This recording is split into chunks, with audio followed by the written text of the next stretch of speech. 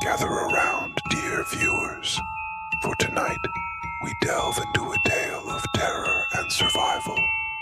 Welcome to ChillsFlix, where nightmares come alive.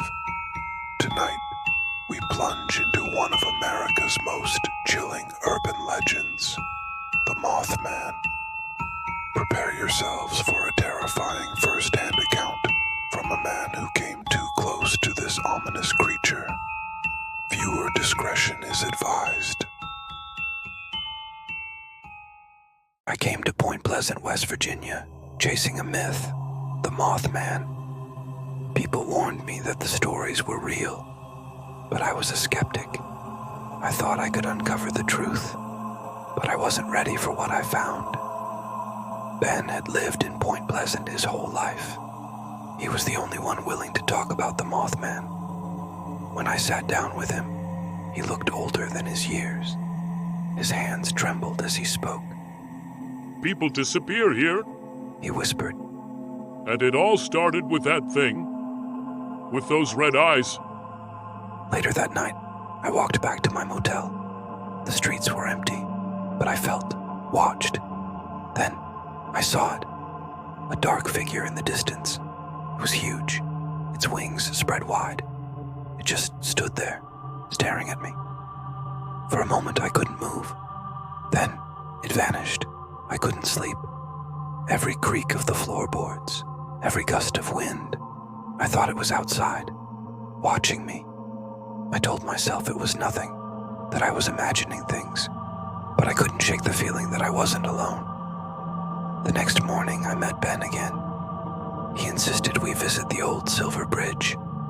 It had collapsed in 1967, killing dozens. Some say the Mothman appeared just before the disaster. The place felt cursed. As we approached, the air grew thick, and the silence was deafening. As we stood on the remnants of the bridge, I heard something. A whisper, faint and distorted, like it was carried by the wind. "It's watching," it said. I turned to Ben, but he hadn't heard anything. My pulse quickened. Then, I saw them. Two glowing red eyes peering from the tree line. They were huge, unblinking, filled with malice. Ben grabbed my arm, We need to leave. Now?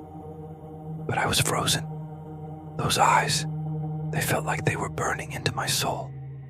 We ran. I didn't even realize my feet were moving. The sound of massive wings flapping echoed behind us, growing louder. I glanced over my shoulder. There was nothing, but I could feel it. It was following us. We made it back to the motel, out of breath and shaken. Ben wouldn't come inside, It knows where you are now. he said before disappearing into the night. I was alone again. Hours later, I heard it, a knock on the window. Slow, deliberate. I froze, my heart pounding in my chest. I didn't want to look, but I had to. Outside, I saw the outline of something tall, wings wrapped around its body, waiting. The lights flickered, then went out completely. The room was plunged into darkness. My phone, dead. I was trapped. The knocking grew louder, more insistent. Whatever was out there wasn't leaving. I slowly crept toward the window. My hands trembled as I pulled back the curtain. There it was, the Mothman, its eyes glowing like fire, its face expressionless, but somehow, knowing. It tilted its head as if studying me. The glass shattered and I fell back, covering my face. It didn't come inside, but it was close enough to reach me. I scrambled away, my heart pounding in my ears. I was trapped. I needed to get out. I grabbed a flashlight and my car keys, hoping the old clunker in the lot would start. As I crept toward the door, the sound of wings filled the room again. I had to move quickly. The parking lot was silent except for the sound of my footsteps. The car was just a few feet away. But then I saw its shadow, massive and looming, right behind me. I didn't look back. I couldn't. My hands shook as I fumbled with the keys. I dropped them, cursing under my breath. The sound of wings grew louder, closer. I could feel its presence right behind me, like cold breath on the back of my neck. I jammed the key into the ignition and turned.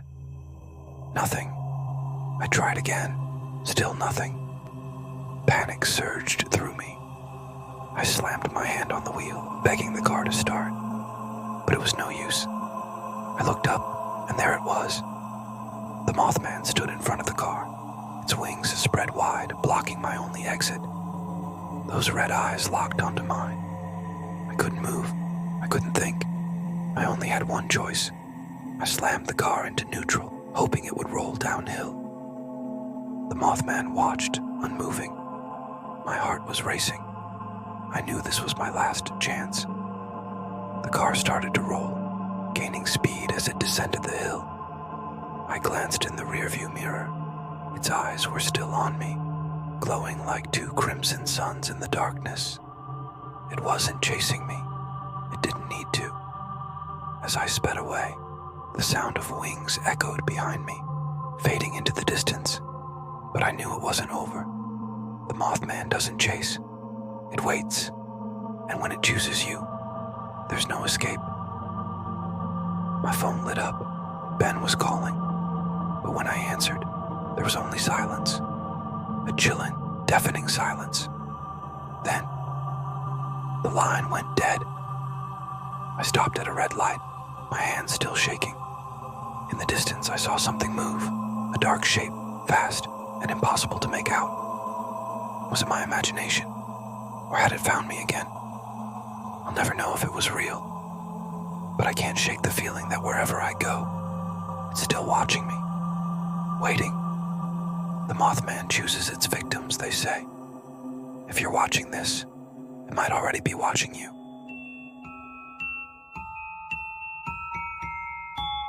And so ends our tale.